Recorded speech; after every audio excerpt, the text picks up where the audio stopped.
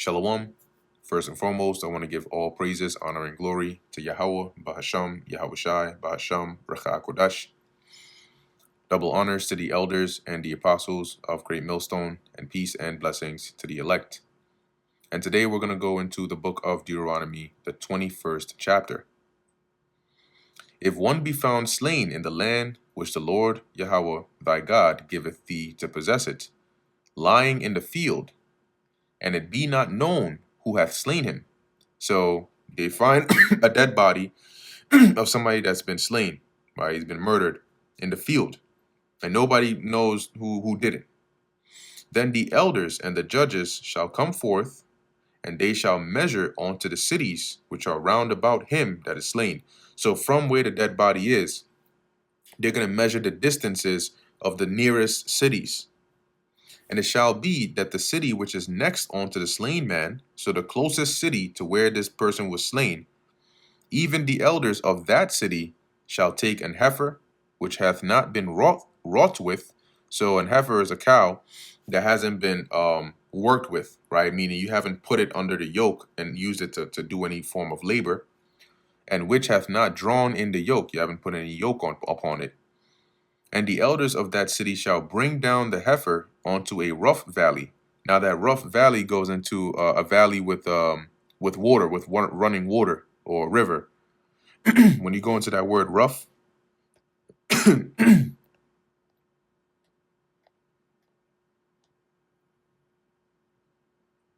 ayathon, it says perpetual, constant, ever flowing of a stream.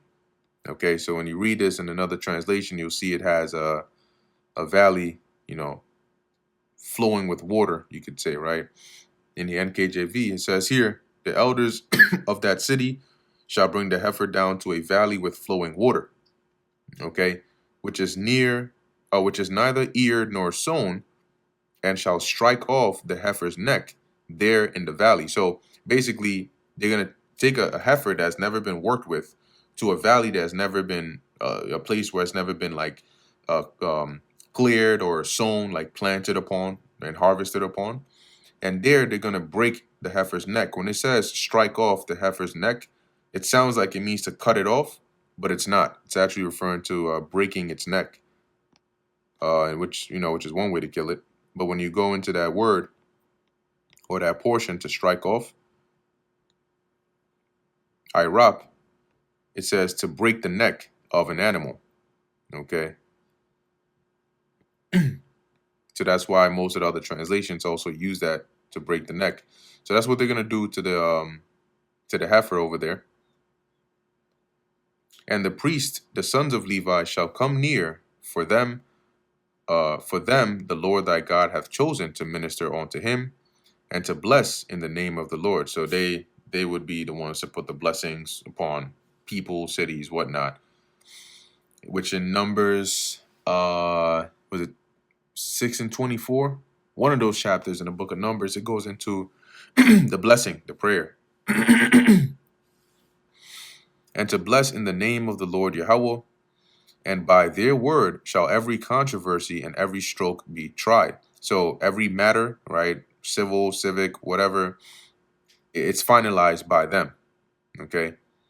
And all the elders of that city that are next unto the slain man, so all the elders of the nearest city to where the person was slain, shall wash their hands over the heifer that is beheaded in the valley. Once again, when you go into this term beheaded here, it's still referring to one whose neck was broken. Same word, irap, okay, which still goes into that, to break the neck of an animal. So they're going to wash their hands over where the animal was slain in the valley, and they shall answer and say, our hands have not shed this blood, neither have our eyes seen it. That is, they weren't guilty of the person that was slain, and they didn't witness anybody do it, so they don't know. Be merciful, O Lord, unto thy people Israel, whom thou hast redeemed, and lay not innocent blood unto thy people of Israel's charge, and the blood shall be forgiven them. So it's like a ritual that they would take, and then the Lord will forgive that blood because that person's blood was shed, but the guilt has to go upon somebody. But if they do this, then they would be forgiven. And it shows them because the murderer would likely be most probable, right, from the closest city. That's why you take the closest city. So it says, so shalt thou put away the guilt of innocent blood from among you, when thou shalt do that which is right in the sight of the Lord.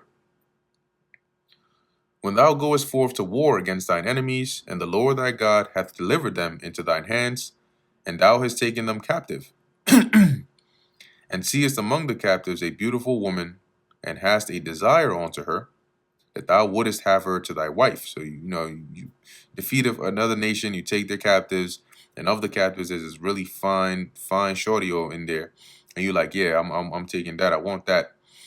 This is what you're gonna have to do. Then thou shalt bring her home to thine house, and she shall shave her head and pare her nails. So she'll cut her nails and shave her head. And she shall put the raiment of her captivity from off her, so the clothes in which, you took her captive in. And so she's going to take that off and obviously change that. And shall remain in thine house and bewail her father and her mother a full month. Because, she was taken captive. She's been separated from them. Her pops is probably already dead. So you'll give her time to mourn for a month. And after that, thou shalt go in unto her. So then you can go in and have intercourse with her, and be her husband, and she shall be thy wife. And it shall be, if thou have no delight in her. So if afterwards you end up saying, damn, nah, I don't like her, then thou shalt let her go whither she will. So you let her go free. But thou shalt not sell her at all for money. You can't say, oh, well, I got her. She was a captive. So let me sell her as like a, nah, you can't do that. Why? Thou shalt not make merchandise of her, because thou hast humbled her. Because you've already popped her. So she's used goods. So you can't sell her. If a man have two wives, one beloved and another hated, and they have borne him children, both the beloved and the hated. So he has children by both, but he loves one more than the other. And if the firstborn son be hers that was hated. Now, why didn't the Lord stop Moses right there mid-speech? Hold on, time out. What do you mean if he have two wives? You can't have two wives. If that was the case, why didn't the Lord stop Moses? Why would the Lord make a law like a law that expounds upon something that you shouldn't do? It's like the Lord saying, if you commit adultery and you end up having a good time, then you're supposed to buy the girl gold, and paint her nails. You're not supposed to commit adultery in the first place, right? So this goes to show you that here, a man having multiple wives is not against the law of the Heavenly Father. And that's why this is going to show you, like, this is one scenario where you have multiple wives, in this case two, but you don't like one as much as the other, right? You cannot neglect, as it says here, the firstborn. It says, if the firstborn son be hers that was hated. So you had say you got a first wife, and then you later got a second wife, and then you stopped liking the first wife, and now you love the second wife, but you had your firstborn son was by the first wife that you don't like. Verse 16, then it shall be, when he maketh his sons to inherit that which he hath. So when you're dividing the inheritance amongst them, that he may not make the son of the beloved firstborn before the son of the hated. So you cannot, as says, which is indeed the firstborn. So you cannot say, well, I love my second wife more, so I'm going to give her son the firstborn inheritance because I love her more. You can't do that.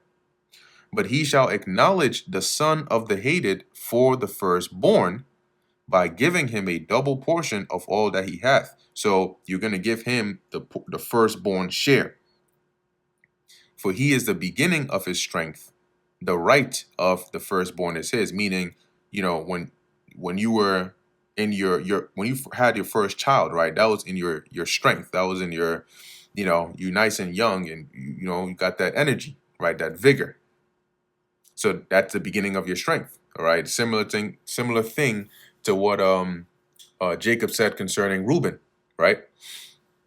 Verse 18, if a man have a stubborn and rebellious son, which will not obey the voice of his father or the voice of his mother, and that when they have chastened him, so they've disciplined him, they beat his ass, they did whatever they could, will not hearken unto them, he still doesn't listen, he's hard-headed, disobedient, then shall his father and his mother lay hold on him, and bring him out unto the elders of his city, and unto the gate of his place. And they shall say unto the elders of his city, this our son is stubborn and rebellious. He will not obey our voice. He is a glutton and a drunkard. Now, practically speaking, it may be that he's now, at an age where he's just rebellious and, maybe he's able to overpower them, right? So he can do whatever he wants. Well, in that case, they'll just get some of the neighbors, some strong men, to grab his ass up and then take him to the elders of the city. Okay? And then they're going to tell him, this is the case with such and such. And all the men of his city shall stone him with stones. Now, you got to be a real demon, okay, to the point where there's no hope left in your parents' mind for them to give you up to this. So this wasn't at least back then, this wasn't something that happened every day. Today, shit, damn near 90% of the nation would have been gone. 75% of them probably due to this very same law.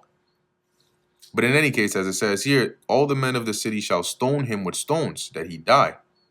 So shalt thou put evil away from among you, and all Israel shall hear and fear. So this is an evil thing, right? The rebellious son or the rebellious child. So when others hear about the judgment for being that rebellious, they're going to be afraid, and that's going to cause that rebellion to cease. Nobody's going to want to be rebellious because they're going to know that if their parents take them to the elders, they're cooked. And if a man have committed a sin worthy of death, and he be put to death, and thou hang him on a tree, so the way that he's put to death is by hanging, his body shall not remain all night upon the tree, but thou shalt in any wise bury him that day. So once he's dead, you got to take his body down that same day and bury him. For he that is hanged is accursed of God, that thy land be not defiled, which the Lord thy God giveth thee for an inheritance, right? Because that being accursed, if left, could eventually defile the land. But in any case, that brings us to the end of the book of Deuteronomy, the 21st chapter. Lord willing, that was edifying to the elect. In closing, I want to give all praises, honor, and glory to Yahweh, Bahasham, Yahweh Shai, Bahasham, Racha Kodash. And until next time, Shalom.